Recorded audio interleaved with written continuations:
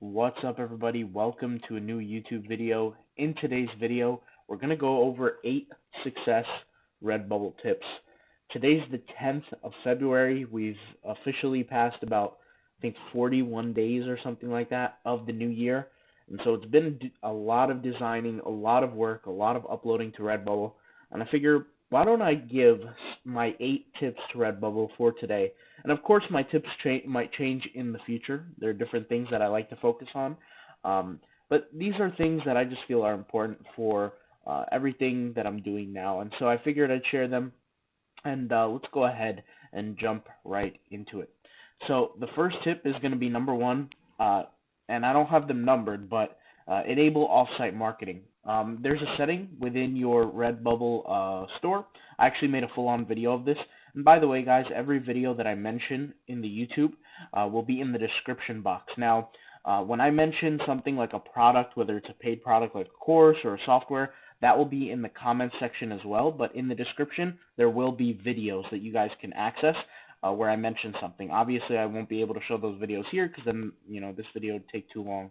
But enable offsite marketing. There's a setting within Redbubble where you go into your settings and you allow them to advertise your products. A lot of people do not have this setting already enabled. I don't know why, but at one point Redbubble was by default not checking this off. Maybe they were doing it to limit the amount of ad spend that they were doing, or whatever the case may be. I'm really not sure. But usually it used to be a default, but it's not that case for some people anymore. So if you are using Redbubble and you are selling on Redbubble, make sure you enable offsite marketing, because what that does for you is that you're basically giving them the permission to advertise your products on things like Google, Facebook, email marketing, just a whole bunch of different avenues that are different from just Redbubble themselves, okay? So that's a big tip right there, enable offsite marketing, all right? Let's go ahead and by the way, that video will be in the description box as well. So the next tip is going to be enable bubble mail through notifications. So this I can guarantee almost nobody has, unless you manually have done this yourself. If you go over here to your notifications, and like I said, there will be videos and links and all that, but go to your notifications in your settings and enable your bubble messages. It's the third one. Make sure that's enabled. The reason why I say that is because there's going to be customers that come to your website on Redbubble that want to buy something, but it might not be optimized. It just might not look right. Maybe they want something different, but they do like you as a seller and they want to buy from you for whatever reason. They will message you. And when you start to get a certain amount of volume on your Redbubble store, a certain amount of traffic, a certain amount of attention, you're going to get to the point where you're going to be inundated with messages. I'm talking, 5, 10, 20 messages a day of people saying, hey, can you do this? Can you upload this? Can you fix this? I want to buy this, XYZ. And so you won't know that they're actually messaging you. If you're like me, you have multiple Redbubble accounts, it's hard to log into every single one every single day, because I like to generally focus on one account per month. And when I focus on that one account per month, I'm not focusing on the others. So it's best to just enable it here through email marketing. And basically, when somebody sends you an bubble message on Redbubble, you'll get the email for it. And this is by default not enabled. So you do want to enable this. And so whenever somebody messages you, like I said, and it's on a different account that you're not constantly checking, you're going to get the email and it's going to say, hey, somebody messaged you. You're going to click on it. You're going to log into that account and message them back and offer them whatever product you'll have. So that will help you boost up your sales as well. Okay? Let's go ahead and move on to the next tip. Enable Google Analytics. So this tells me and anybody who uses Google Analytics a lot about the success of their store. So this is a Google Analytics for a new store that I have, which is the February store. And you can see here 31.9% of my traffic comes from the U.S. Then I have some from United Arab Emirates. Then I have from Morocco, Algeria, India. So maybe that's a big, concept, the fact that I get that many people in different countries showing up to my store. Maybe I should create designs in other languages for those people. Maybe I could take my designs and maybe add some keywords or add some tags that they might be searching for already that might help boost me. So things like that.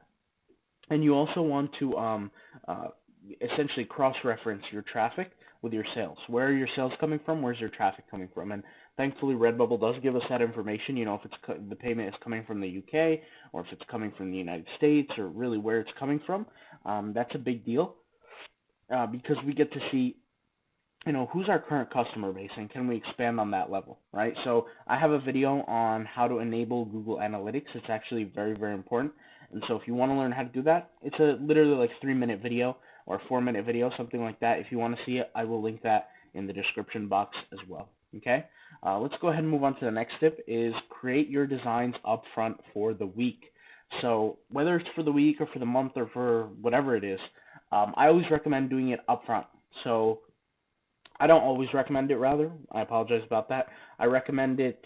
I maybe said that recommendation once on here before, but now I'm going to always be recommending it. I just feel like it works better for me, where sit down maybe for an hour, 2, 3 hours, 4 hours, maybe even a whole day, whatever the case may be, and just sit and design as much as you possibly can. Now, if you're in the design course, which is autopilotpassiveincome.com, POD design course, I've shown how to make 60 designs within 34 minutes, and I've done it live. So if you're on that course, you can sit down for 2 hours, 3 hours, and create hundreds of designs.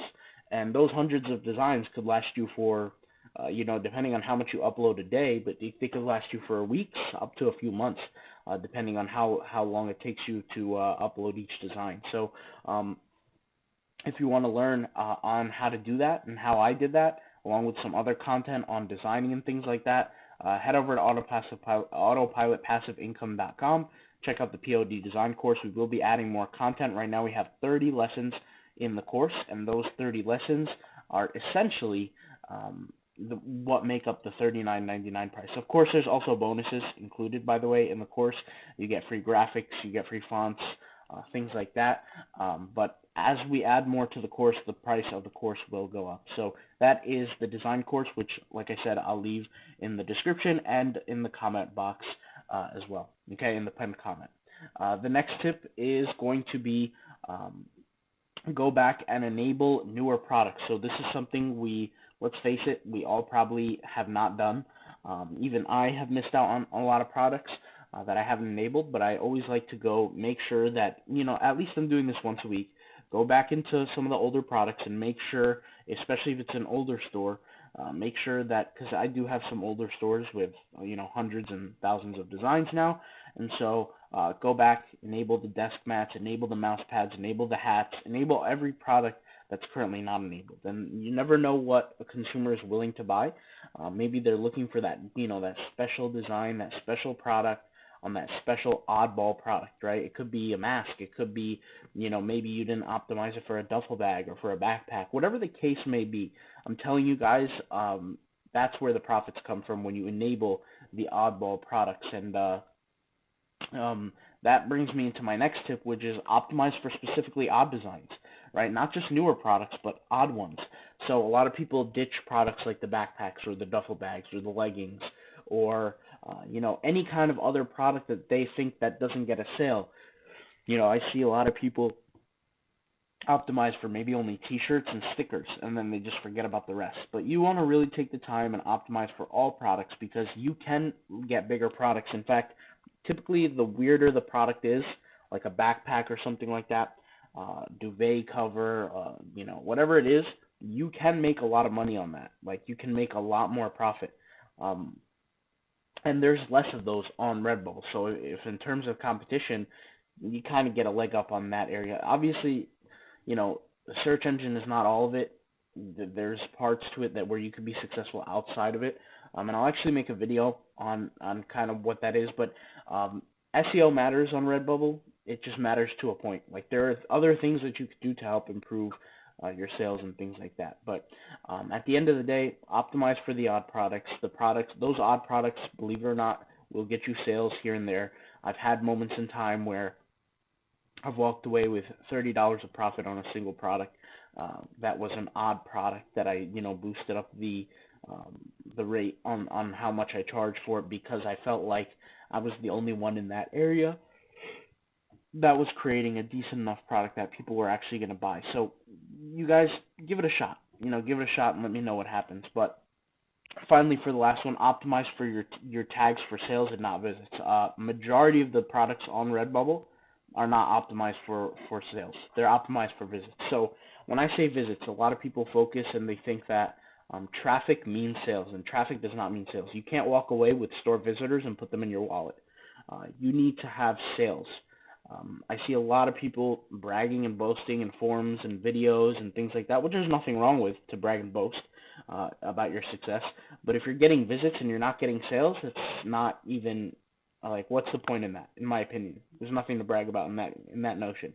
Um, go check out your visits. All right, if you're getting visits on your products, it doesn't necessarily mean that people are, or impressions rather. If you're getting impressions on your products, it doesn't necessarily mean that people are interested in buying. Even if the people click, doesn't necessarily mean that they're interested in buying. They can click for whatever reason. We all know that conversion rates are about 2% to 1%. So all of the traffic that you're getting, right, 2% of that, if not 2%, maybe 1%, are going to buy. So if you're not getting, like if you're getting to essentially, let's say 1,000 visitors a month, it's not that much, because if you think about it, how many sales is that? 10, 20? It's really not that much. So um, you got to be aware that the way you tag has everything to do with the amount of sales you get. And also design, and I've said this before, but you can't create the best designs ever and not tag at all and expect to make money. And you also can't expect to have the best tagging strategy in the world, but the worst design quality and expect to make money as well. It just doesn't work that way. But in terms of tagging, you need to look at your tags and you need to optimize specifically for sales. And I've went over this in the tagging course, and I've shown a literal step-by-step strategy how to do this, and I've had like countless amount of people come back to me, not only in public testimonials on YouTube, but on email marketing as well. Not marketing, email, where they email me personally through the Contact Us page, and they say, thank you, I've gotten to this level or that level with ranking. Like, I've gotten to page 1 now, I've gotten to page 2, now I can figure it out, now I truly understand how it works, etc. And then they lead with their question. But in terms of tagging, if you feel like you need help or guidance with that, and you feel like that's the thing that might be holding you back with Redbubble, don't be afraid to check out the Redbubble tagging course. Like I said, there's 30 lessons on this, and like I said, the POD design course is different than the tagging course. The tagging course is specifically designed for the tagging, the titling aspect of Redbubble, to not only be seen through Redbubble's search engine, but through Google's search engine as well. And for me, I've said this before, but tagging and titling, for me, results in about 70 to 80% of my traffic, which comes through organic. And yes, you guys have seen me use the Instagram bots, and I still do, using the Instagram bots, the optimal bot for the growth on Instagram, which could result in about, let's say, an extra, maybe like 700 visits a month, 700, 800, sometimes even 1,000, 1,200, depending on the actual month and depending on the products that I'm promoting. But in terms of traffic, that only makes about maybe 5% of my traffic per store, and especially for an established store. In the beginning, that carries a majority of the sales, the social media. But as you guys know, tagging, optimizing, titling, all that takes time for the Redbubble to essentially aggregate and help you rank, especially on Google. Google's a big thing. And so if you're going to focus on your tagging and your titling, that will play a part in Google and will play a part in Redbubble's algorithm. But at the end of the day, that's where the organic sales come in. And I actually have like a little cheat code, like I said, where I set up my organic tags, I set up my titles, and I optimize them for search on Redbubble and on Google. But then what I do is I use the Instagram bot, and I get sales on that specific product, because I can control what I get sales on, and I've shown how to do this before. But I do control what product I get sales on, especially if it's a product that gets more competitive. Essentially, if I'm driving artificial sales from outside of the Redbubble platform from Instagram, Redbubble will, by nature, by the algorithm, rank it higher. So because that specific product is getting more sales for that specific keyword, I will rank higher in all relations to that keyword. So if I never get any more sales, so let's say I spend 30 days and I get 4 sales, 6 sales, 10 sales on that product. Well, I'm ranking higher than everybody else now, at least, or majority at least, which usually brings me up to the first page. And once I reach the first page, that will take care of itself because the visitors will search for products. I'll get traffic, they'll see my product, and some will buy, and that will create organic down the road. And I think I've spoken about this maybe once or twice, but I haven't really dove too deep into it, and I will make videos about this in the future. So once again, guys, if you need help with tagging or even designing, you feel like, whatever side or aspect of it is something that you need help with or maybe need some guidance with, need a helping hand, check out the courses, and of course check out the video that comes with the courses because it explains what's in the course. Check out the curriculum. So for example, on the tagging course, you know exactly what you get here. There's no secrets. There's nothing like that. So it's right there. You could read through, see what you get. But that's kind of everything for today in terms of the tips. In terms of the videos, the free videos that I mentioned, I will leave them in the links in the description. And if you guys care, I did create a brand new YouTube channel where a lot of people are enjoying it so far. We're doing tutorials, step-by-step videos, not just on Redbubble. I know only 2 Redbubble videos are up right now on that channel, but we're doing other tutorials on. We're going to do other tutorials like app creation, website creation, passive income, videos where we create blogs, websites, review different things, softwares. I mean, there's just a whole bunch of different things, right? So if you're interested in that and it's something that you want to start doing, you want to make money, we're even going to start a new Shopify series soon on there. You create your own print-on-demand website from scratch. If that's something you're interested in, go check out that channel. I'll leave the link to the new channel as well. So definitely go check out the resources, the links. There's free links, there's paid links, there's basically everything you need to help give you a leg up on the system, all right? I'll talk to you guys later. Thank you guys for watching. Peace out. Bye.